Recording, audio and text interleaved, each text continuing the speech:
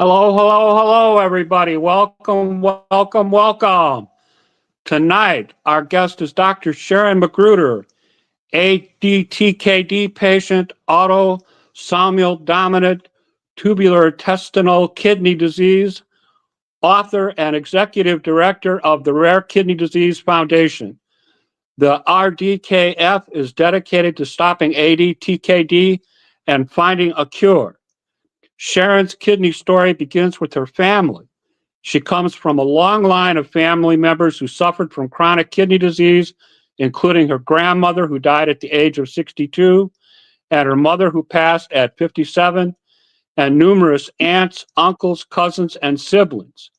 A genetic cause was finally confirmed in 2017 during a research study conducted by Dr. Anthony Blyler that she and her family members had ADTKD, the second most common genetic disease in the United States, next to polycystic kidney disease.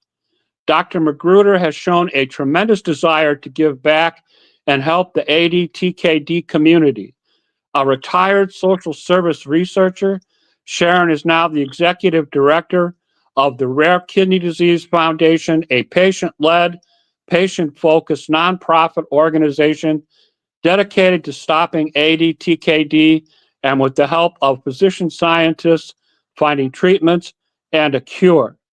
Sharon has also recently released a new book, Swim or Die, A Mother's Humbling Journey Through Chronic Illness, documenting her struggles with ADTKD and her son's Lyme disease. Please give a warm welcome to Dr. Sharon McGruder. Sharon, how are you tonight? I am doing quite well. So good to be here. Thank you for inviting me, Jim. Oh, you're welcome. We're glad you're here. Did I state everything correctly in the introduction? You did. One thing I will say, though, is although I am a doctor, I'm a PhD, not the medical kind. So I can't address any medical questions or concerns. But just to clarify that I'm a PhD, not an MD. Yes, ma'am. Please tell us a little bit about where you grew up, your education, and your employment experiences. Sure. So I was born and raised in Buffalo, New York. Go Bills. And I obtained my bachelor's degree in political science, a minor in economics, and then a master's in public policy analysis at the University of Rochester in Rochester, New York.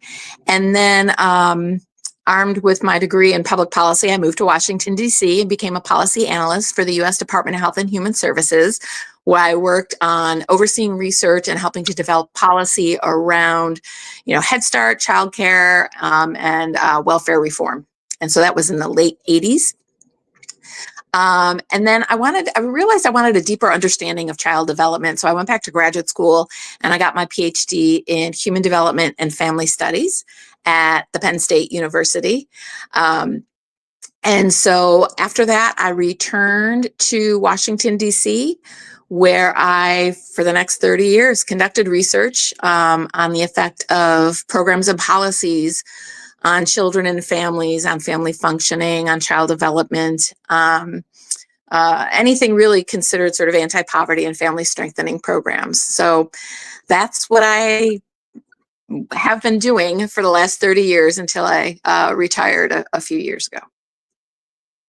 Okay. Are you a married woman?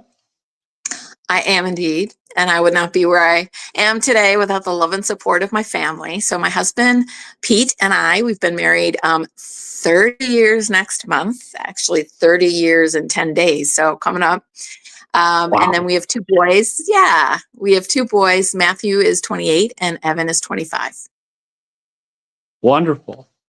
Yeah. Let's talk about your experiences with chronic kidney disease. I read your family has an extensive history with chronic kidney disease. Can you please tell us a little bit about your family history? Yeah, so I remember my grandmother, having kidney disease and having to go to the hospital for dialysis, 4 times a week. And a particularly strong memory. I think I was probably, let me do the math. Yeah, I was about 13, and my grandmother was living with us, and my mom was taking her, to the hospital 3 or 4 times a week. And that was the big blizzard of 77 in Buffalo, New York. If you haven't seen the pictures from it, Google it. It's pretty amazing. So I remember that. And thank God my mom had got snowed in at the hospital. Because nobody was getting around. Nobody was, everything shut down. And so I just remember thinking, thank God that the blizzard hit after she and my grandmother were already at the hospital, or else it would not have been good. So, so she lived with us for a while. I saw what she went through with arduous treatments of dialysis, and she had one transplant which failed, and then she never got another one. And yeah, as you mentioned, she died at the age of 62. And then my mom, so my mom is one of 6 children, and 3 of them, including my mom, the 50-50 of autosomal dominance, had kidney disease. And so I watched them suffer and ultimately die from their diseases.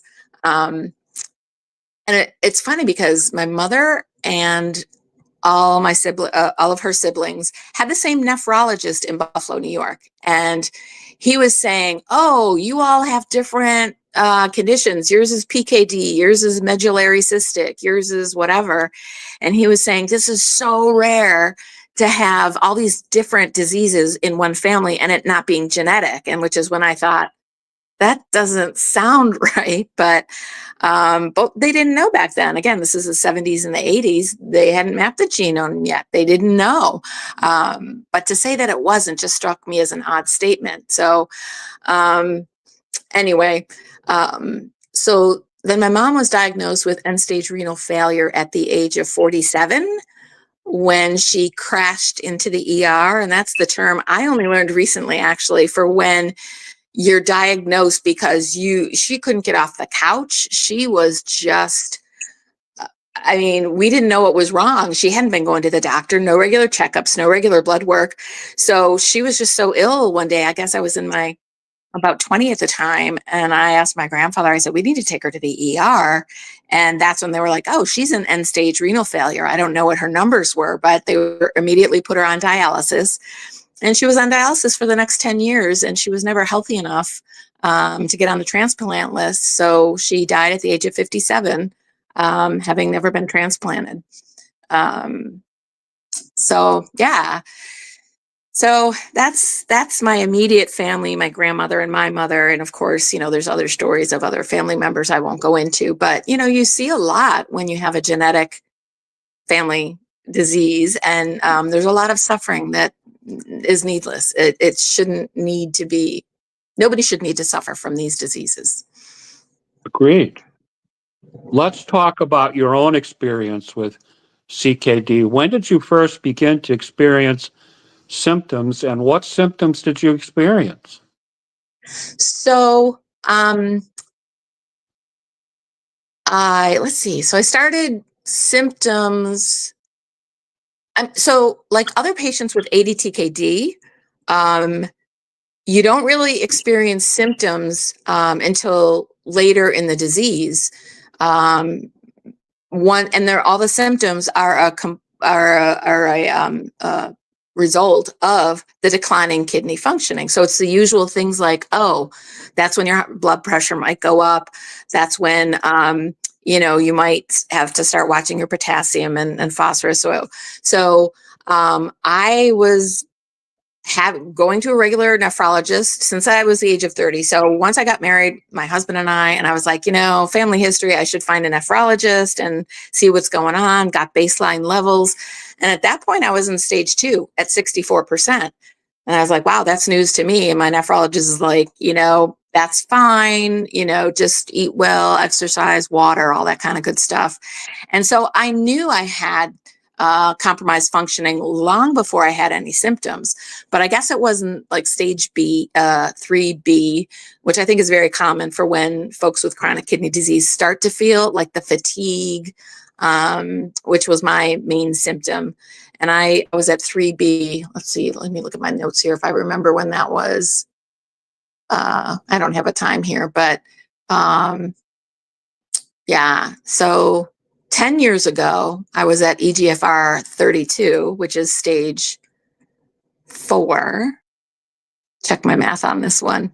And I've been in stage 4 now for 8 years. And actually, I've been holding steady at 19% functioning for the last 4 years, which is amazing, but it's also another sign of ADTKD. It's very slowly progressing. And so I've been living with this longer than I haven't been living with it, basically. Wow. I understand that you were finally diagnosed with ADTKD as part of a study at Wake Forest School of Medicine. Yep. You learned that you and your other family members actually had ADTKD-MUC1. Can you tell us a little bit about that? Yes. So I want to shout out to my cousin, Anna McCarthy, who she found Dr. Blyer at Wake Forest University after she herself in her 30s, it might have even been her late 20s, started to experience kidney failure. And she found Dr. Blyer, did all this research, found that he was doing all this research on this genetic kidney disease. And so she contacted him. She decided to join the study. He was doing, he's been studying this actually since 1996. He discovered the first gene variant, he and his colleagues, of ADTKD back in 1996. And that was the UMOD variant. And he's been studying it ever since. So my cousin found him, joined a study, got genetic testing.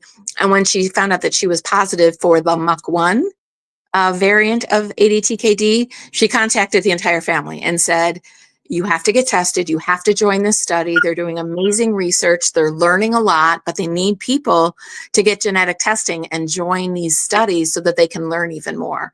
And so that was in 2017, as you mentioned, and that's when I joined the study and found out I had the genetic variation. Okay. Please talk to us about the course of your treatment.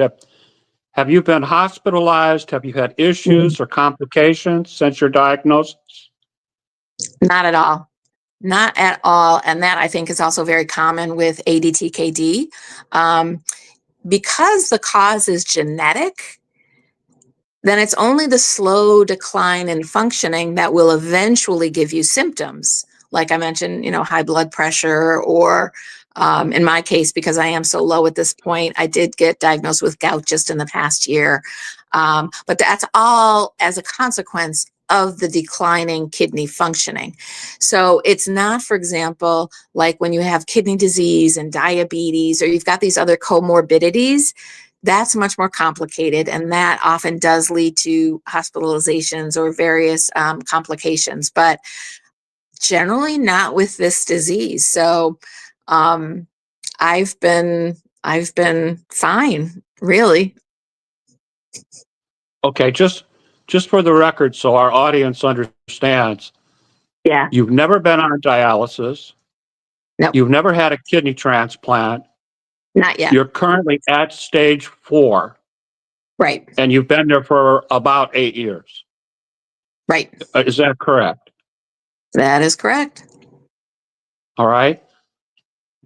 Are you currently seeking a kidney transplant?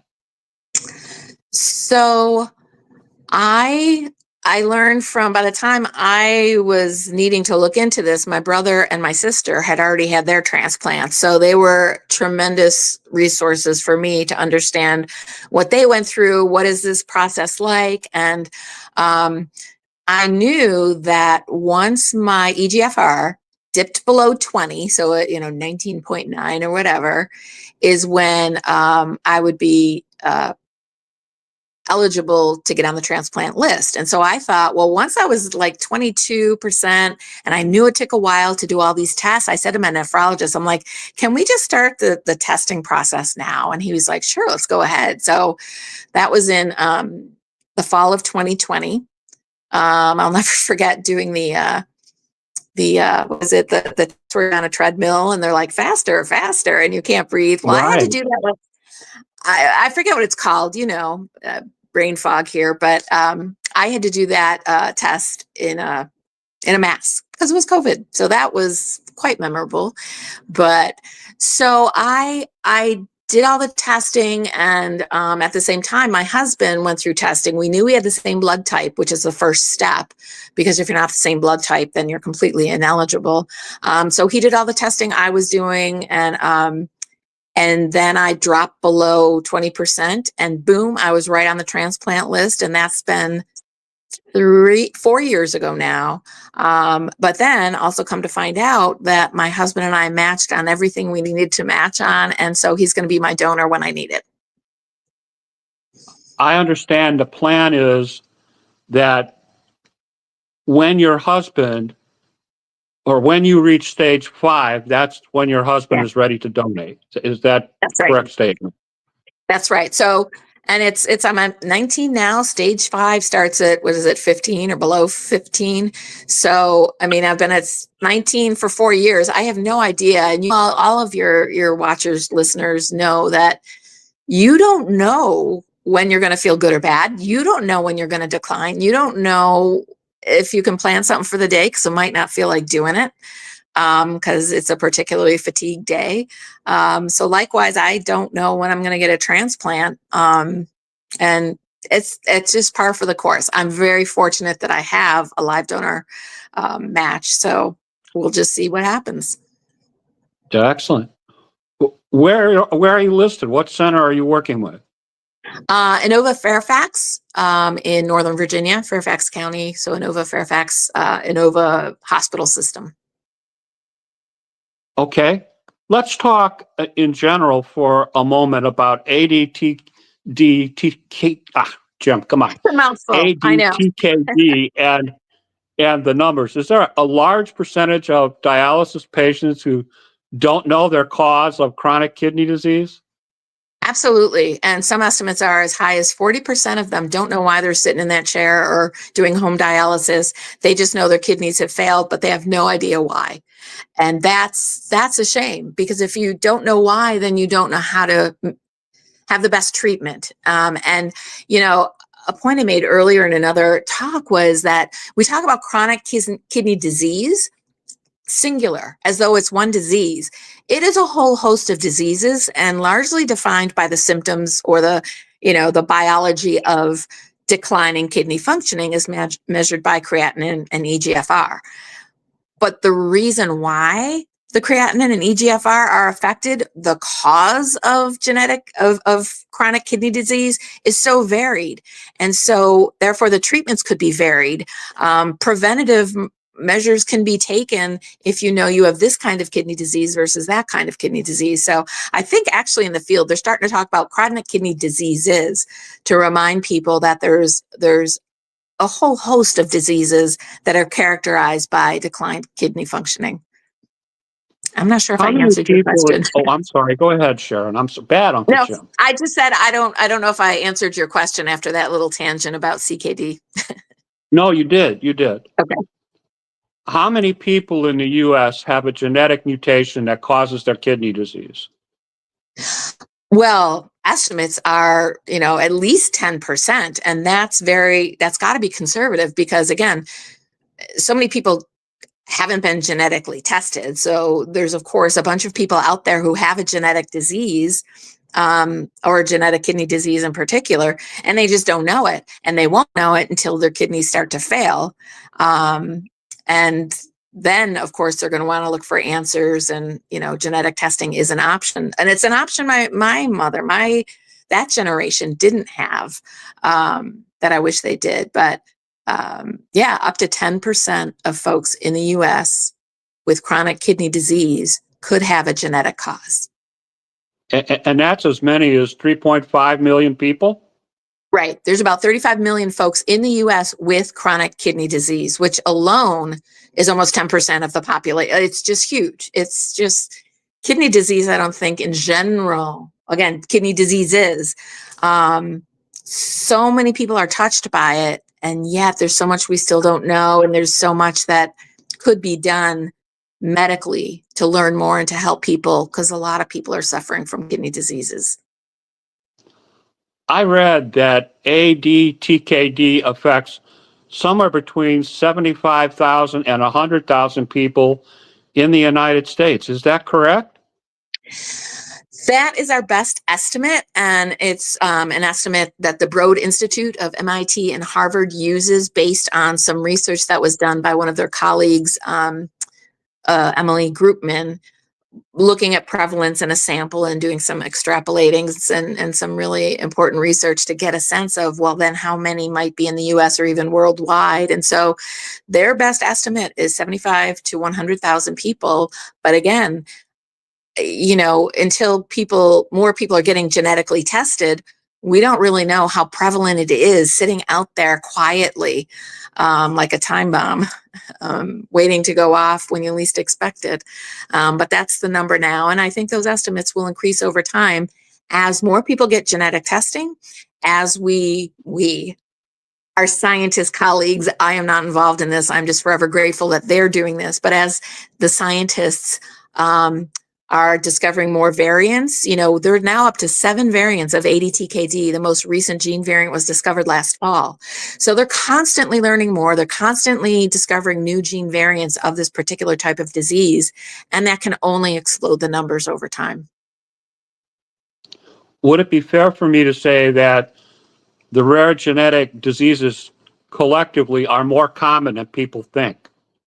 Oh, absolutely. Absolutely. And that I've read that in a lot of articles, and most recently, Dr. Anna Greca from the Broad Institute, in her presentations, she'll say, you know, they're individually rare, but collectively common, because there's just so many people who have genetic diseases that once you start looking at it collectively across a population, across many different diseases, genetic disease touches a lot of people. Is it true that every nephrologist cares for a patient with ADTKD? So again, that is an estimate, or that's from Dr. Anthony Blyer, who you mentioned at the opening. He, like I said, he has been studying this since 1996. He has been involved in the discovery of all 7 variants up to this point. He and his colleagues at Wake Forest and at the Broad Institute. And so he has seen a lot. He's seen a lot of patients, and the odds are, he was just running some numbers, that every family is likely to have at least one ADTKD patient. And then because it's genetic, if one has it, like my cousin, when she found out, that can just sort of snowball into how many family members have a particular genetic variant of ADTKD. Okay. Let's talk about ADTKD for a minute. What does the term autosomal dominant mean? So autosomal dominant, I'm thinking back, if your audience can think back to, I don't know if it's high school biology, I guess it would be, not chemistry. That was not my field, as you can tell. But I do remember, you know, blue eyes, brown eyes is autosomal dominant because it's either paired with brown eyes or it's paired with blue eyes, but either way, it'll kind of win out. So basically what it means in numbers is there's a 50-50 chance of passing on this genetic mutation to each of your children. So I'm one of 6. My mom was one of 6, and 3 of us in each generation was diagnosed with this disease. So it's kind of spot on, 50%. It's not always exactly that. But what that also means is, you know, odds are that at least one of my boys, if not both of them, have this disease. So that's another reason why I think it's an underestimate to talk about 75K or 100K, because it is autosomal dominant. Once you find someone in a generation that has it and they have children, well, then that's just exponential, right? Half for generations that then will, odds are, have this disease. One parent has it, one parent doesn't have it, 50% chance of the child inheriting it. Right. Thank you for clarifying it so succinctly. Not a problem.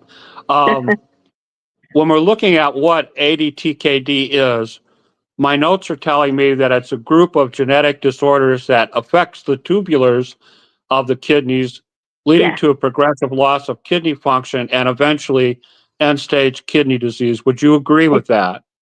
Oh, absolutely. Yeah, that's exactly what the T in ADTKD stands for. It's in the tubules of the kidney. Um, and most kidney diseases, and I'm going to say most, maybe it's not most. Again, I'm not an MD, I'm a PhD, but who's learned a lot about this. But um, a lot of the kidney diseases happen in the glomerulus, and that's where the urine is filtered. And so if you have kidney disease that affects the glomerulus, you'll see blood or protein in the urine. And that's why when you go for even your physical and you take a urine sample, that's one of the things they're checking for is kidney functioning. But because this disease, ADTKD, happens in the tubule interstitial tissues, there's no blood or protein in the urine. And so, even when I first started going to my nephrologist and I'd do the urine sample and, it came back clean and it was like, well, that's good. And I'm like, well, but that doesn't mean I don't have kidney disease. So this is a very insidious disease that we absolutely need to learn more about. In terms of the progression of the disease, how quickly does it progress to full-blown ADTKD? So Dr. Blyer and his colleagues have done amazing research learning about the progression as well as many other things. And what they've learned is not only is there a variation across different families, some affected, like I said, a sibling or a cousin in their 20s or 30s, and in other families, not till the 70s or 80s. They've also found that within a family. So even within a family, that has this disease, and even the same variant. So in my family, we have the MUC1, but my brother, my sister, myself, my other siblings, it's hitting us at different ages. And so Dr. Blyer's research is really trying to look at, and his new research moving forward, he and his colleagues are really trying to look at what predicts the progression, how fast this progresses. And again, that has important implications for treatment. If you're at high risk for it progressing more quickly, your treatment options will be different or will be targeted to that scenario versus if it's going to progress more slowly. So we're just learning. We, the field, including Dr. Blyer, Dr. Anna Greca, and all of their colleagues are just really learning a lot, but there's so much more to be learned. How difficult is it to diagnose ADTKD? So very. As I mentioned, there's no typical blood or urine in the urine, which often confuses nephrologists too. Like I said, they might look at that and say, well, you don't have kidney disease because you don't have these. It's a very, I called it insidious disease because the kidneys, if you were to get a sonogram, they're normal size. They don't have cysts on them. Sort of all of these telltale signs that nephrologists are used to looking for kidney disease is not there with ADTKD. And so the only way to diagnose it is with a genetic test. So biopsies don't help diagnose it. A sonogram doesn't help diagnose it. You need a genetic test to find out if you do indeed have ADTKD. So there are no telltale signs. The kidneys are a normal size. There's no blood in the urine. Kidney imaging and biopsy, they don't help. No. The big red flag is a family history with no known cause. Right. So family history for sure. Now you can have family history of kidney disease because there's a family history of diabetes or, so there are some other reasons why. But if there's a family, like in my family, if there's a family history of kidney disease and there's no other comorbidities, otherwise healthy individuals. So if you don't know the cause and it runs in the family, that could point to genetic kidney disease in general, including ADTKD. Please explain why genetic testing is the definitive test for ADTKD. It's a genetic mutation that has to be diagnosed using complicated molecular genetic testing, and that's about all I know. Not my area of expertise, but it's not, as I said, it doesn't present other than when you start to get declining kidney functioning, but that still's not telling you why. So you need a genetic test to see if you have this or any of a number of other genetic kidney diseases. Okay. Something else that's interesting about this disease, I understand that currently there aren't any treatments for ADTKD. Is that Right. correct? That is true. And one of the things we've been learning anecdotally is that, nephrologists, they want to help. They want to, prescribe the medicine you need. They want to tell you to walk more and drink your water. They want to be able to help you stave off further decline or, just do the best that you can. When it's genetic, we've heard that, and that there's no treatment. There's sort of well, then what do I do? What do I tell my patients? If there's no treatment, why even bring it up in some cases? And so one of the major goals of the Rare Kidney Disease Foundation is not only to raise awareness of this disease, and again, I thank you for letting us do that tonight, but also to let folks know that there is a treatment on the horizon. So the physician scientists at the Broad Institute of MIT and Harvard, Dr. Anna Greca and her fantastic team, they have first of all discovered how it is that a little tweak in a gene, a little mutation in this gene, what is the biological pathway that leads to cell death and disease? Well, they discovered how that happened. And I'm not going to get into that. I would say definitely see Dr. Greca's TED Talk from April 2023 if you want to know more. And she's fantastic in describing this. But basically, once you know sort of that pathway, you can then start testing different molecules or compounds or things to see if you can interrupt that pathway. And she and her team are very close to finding those compounds or molecules that will do that. And then the next step would be to test that they've already tested it in animal populations, and then eventually testing it in human populations with a clinical trial. So, and that could happen as early as 2027. They're making tremendous progress. So what we're trying to spread the word is, hey, nephrologists, don't not talk about this because you don't know there's no cure. A cure could be on the horizon. And we want patients to know this, not only to remain hopeful and optimistic that this soon, maybe my sons will never have to experience it if they can get this treatment in their lifetime, but also that, the more people that get genetic testing who suspect it, right? Family history, unknown cause. But the more that get tested and diagnosed with this disease and join the registry, I think we'll talk about that in a minute, Dr. Blyer's International ADTKD registry, the more we've got this ready pool of patients who could serve for a clinical trial.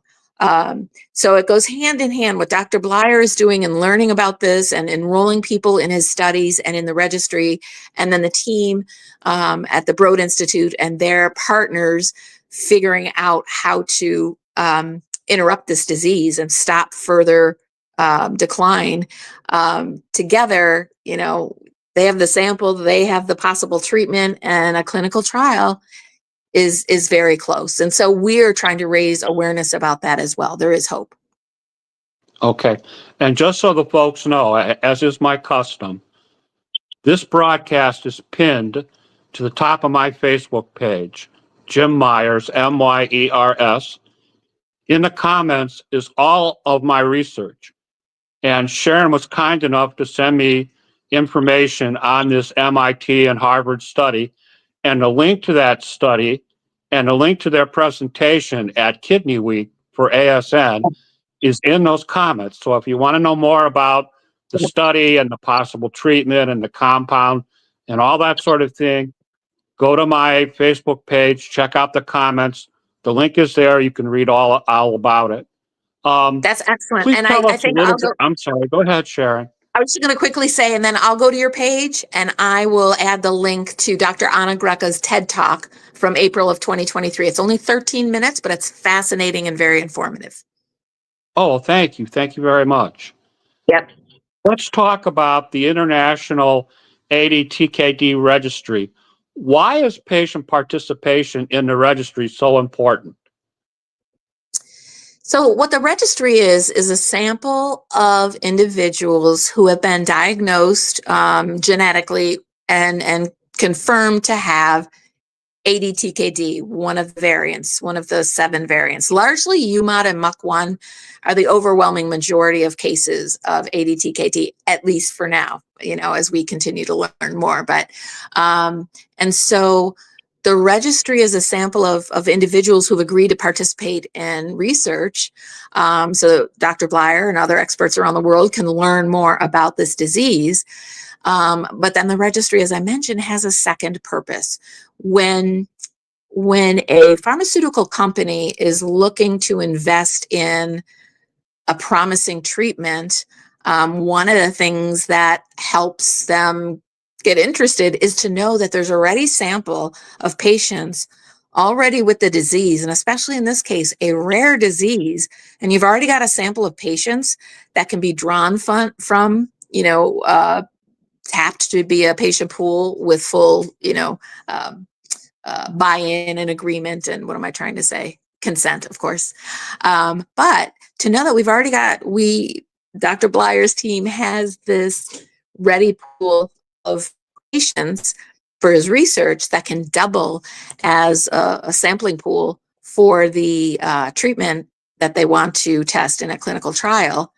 That just speeds up everything toward getting to an actual clinical trial.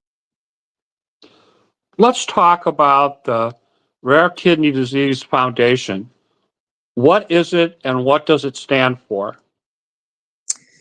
So the Rare Kidney Disease Foundation, we are a patient-led, patient-driven nonprofit organization that is dedicated to supporting these physician scientists in their quest to find a treatment and eventually a cure.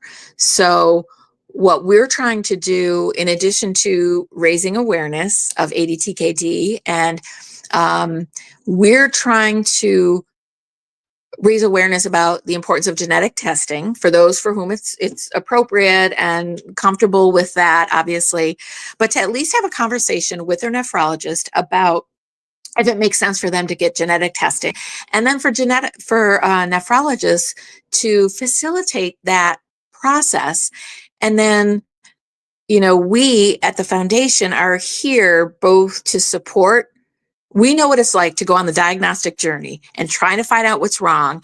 And again, sonograms, these things, biopsies, they're not helping. We don't know why we're sick. Genetic testing is the only way. So we're a support for patients with ADTKD, and we're also trying to support the scientists by encouraging genetic testing of patients and joining the registry, again, because that will support, that will facilitate and allow a clinical trial to be done in the near future as early as possible with more people that have gotten the genetic testing.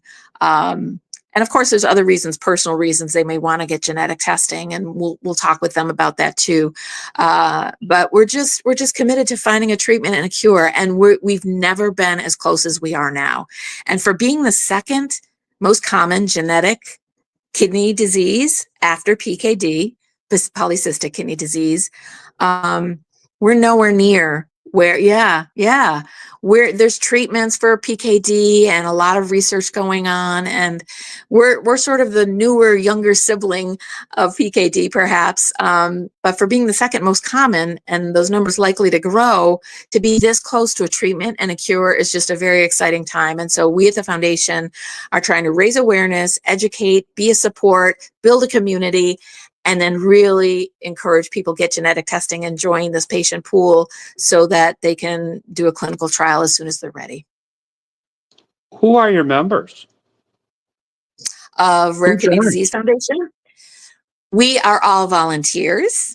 We all have ADTKD, either personally or in our family. So we're patients ourselves. We are volunteers. We volunteer part-time, but we are 100% committed to this cause. So it's really wonderful to work with. And I'll just mention, shout out to Rich Nelson, who started the foundation back in 2018. And then our current colleagues, Lisa Parcell, Suzanne Kelly, Sue Reel, Joe Morden. I'm going to forget someone, Stephen Hayton, Kathy Stankus, and Christine Upton. And, there's just a core, what I call a small but mighty core of us who are really trying to move things forward. And then we've got probably 20 or more volunteers that help us in so many different ways to achieve our mission. So patients, family members affected, caretakers are all members of this group. Yeah. Okay. Yeah. What is the foundation's vision? We just hope that, especially with the prevalence and availability of genetic testing these days, that especially genetic kidney diseases are diagnosed early, are treated effectively, and are eventually eradicated long before dialysis or transplant is needed. And that's very possible. That's not a pipe dream. That is something that is closer than we think, as long as we keep with the science and keep moving forward trying to find these treatments. How would you describe the foundation's mission? So I kind of alluded to that before, but let me kind of pull it all together. Our primary mission is to provide hope, because again, if you've got this disease or you don't even know it yet, but you're suffering, and we want to provide hope to people who have ADTKD, to let them know that there is a treatment on the horizon. So we can hopefully stop this from continuing to ravage further generations. That's number one, is to provide hope. And number two, as I mentioned, raise awareness. Patients, nephrologists, they need to know about this disease. They need to know how invisible it is, and to think out of the box when trying to diagnose it, and to have the conversation about genetic testing. And then third, sort of the ultimate goal, as I mentioned, is to facilitate help build this patient registry, so that there's a solid sample of individuals with this disease who could be eligible to participate in a clinical trial. How can nephrologists help? So, great question. And we're really focusing on that this year. That's one of our strategic priorities, is to really think creatively about how to reach out to nephrologists. So, first of all, they can learn more about ADTKD. We've developed flyers, pamphlets, information that we're distributing to nephrologists through what we're calling our ambassador program. And this is where we have probably 20 volunteers, all the volunteers, so many volunteers who want to help, say, I want to spread the word to nephrologists. I want them to understand this. I want to share my story with them. And so again, talk about a dedicated group of people. So they're going to start with their own nephrologist, talk to them about, do you know about ADTKD? Many do not, some do. But to again, raise awareness, you may want to talk to your patients about genetic testing. Some nephrologists who are really savvy and understand and know about this disease already have genetic test kits in their practice. We're partnering with Natera, which is a genetic testing organization.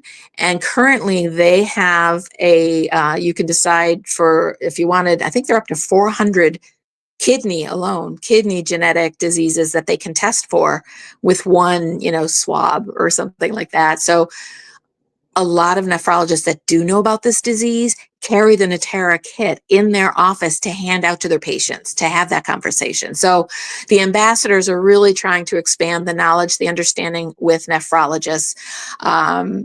So we want nephrologists to learn about this. We want them to talk to their patients about this disease and talk about genetic testing, including, referring to a genetic counselor who can provide all sorts of information and things to consider when you are considering genetic testing. And we want nephrologists to make it easy for their patients who want it to get genetic testing, like I said, by having the kits from Natera or whatever in their offices, and boom, there you go. It's easy. It's easy without making things more complicated than they need to be. And then we want nephrologists to direct their patients to us at the Rare Kidney Disease Foundation. Like I said, we are a supportive community. We've all been there. We've all been confused about our diagnosis or haven't known the source of our kidney disease. And so we want to provide a supportive community for those patients and their families.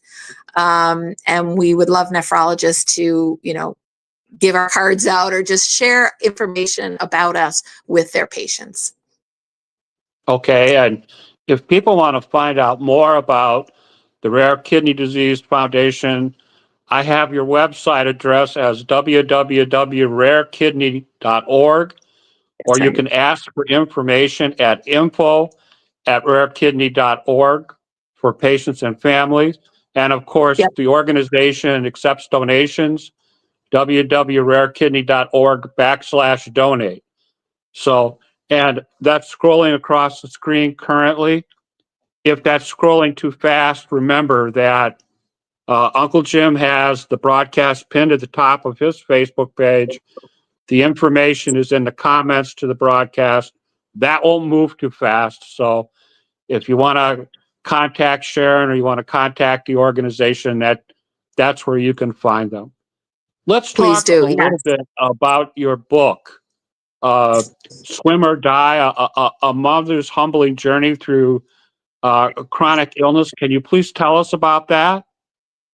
Yeah, thank you for asking. So, gosh, now it's been 10 years ago now that my then sophomore in high school was diagnosed with a very bad case of Lyme disease. And I quit my job to look after him and figure out what's going on. Fortunately, I mean, it's another mysterious disease, right? It's a great imitator. It's another one that affects so many people.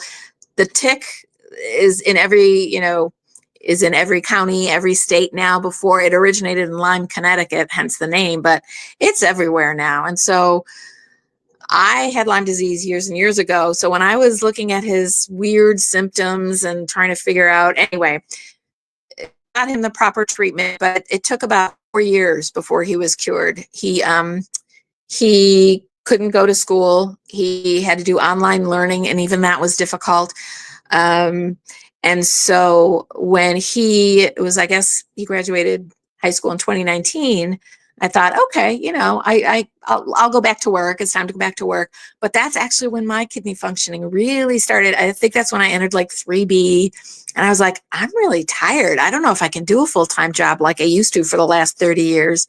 And so that's when my own chronic disease started kicking in. So it was like my son was better, but now I had to focus on me and what I was experiencing.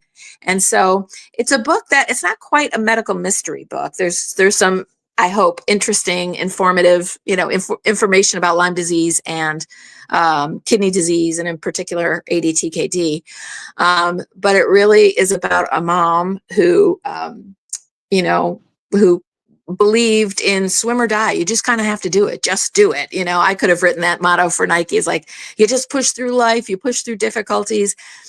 And that was actually a source of tension with my son and me that I document in the book. But then when I get sick and I realize and I had the brain fog and I couldn't get out of bed, or I was afraid to go somewhere because I never knew how I was going to feel. Everything that he felt with Lyme disease, I was starting to feel.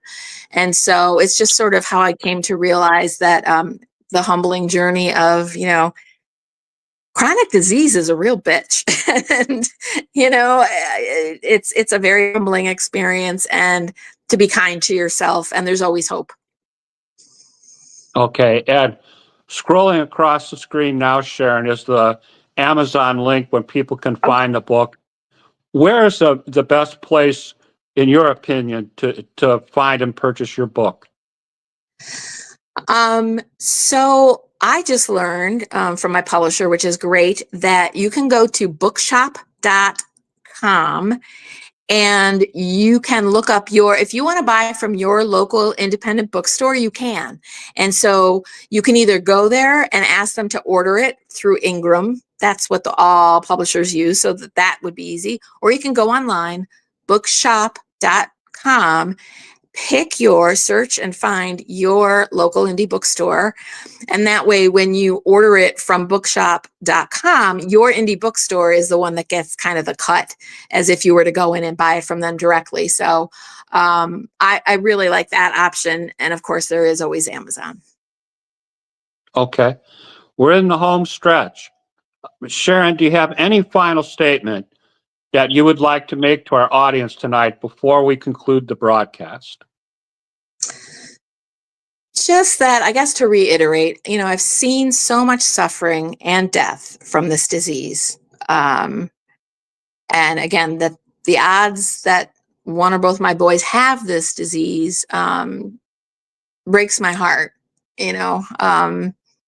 I don't go so far as to blame myself, because it's not like I did anything wrong, but it is my gene that they might have. They haven't decided if they want to get testing yet. They're young adults. They've got enough juggling going on in their lives.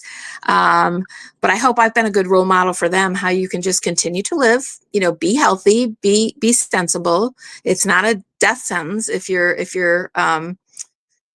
take care of your health, get on the transplant list. Don't wait until it's time for dialysis to think about a transplant. Think about that first. So that, I think, is important. I guess just that's it. And that I really hope and pray that, for my boys' generation and generations to come, they won't have to worry about this disease. And our science partners are so close to making this happen. And that's why we at the Rare Kidney Disease Foundation do what we do. Wonderful. Wonderful. Well, what a great broadcast tonight. I appreciate you coming on and educating us about the foundation and ADTKD and It's rolling off your tongue now. You're getting it, right? Yeah, it's going to ADTKD be a after little a while. easier. So I have a few things to button up with my audience. You can stay if you like. You're free to go if you'd like. I've kept you for almost an hour. Just a tremendous broadcast. Really, I appreciate you coming on and educating us. Well, I'm glad to be here. As I said, thank you for having me. And please, your audience, please reach out, contact us at the Rare Kidney Disease Foundation for more information. And if you want genetic testing, we can kind of help you, direct you to the proper places and protocols for doing that. So thank you for tuning in, everybody. And thank you, Uncle Jim, for having me. Oh, it's great. Thank you for coming.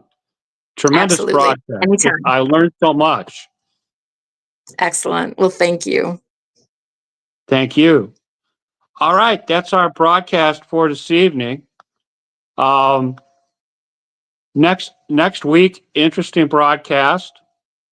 We have Rachel Claudine and Sandra Gilbert from the NKF. They're going to talk to us about the kidney care study and the patient advisory work group, and lots of interesting things going on with the study. So you want to make sure that you catch that.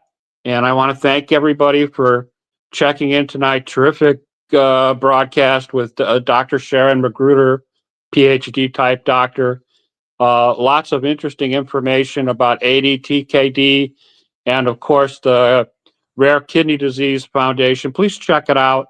And as I said, if you want information, go to my Facebook page, check out the comments to the broadcast. It's pinned to the top of my Facebook page, and there's all sorts of things in there about the research, the work that they're doing, where you can find things, how you can contact the foundation, all that, the book, all that sort of stuff. So I want to thank you for tuning in, and we will see you again next week. Take care. Bye-bye.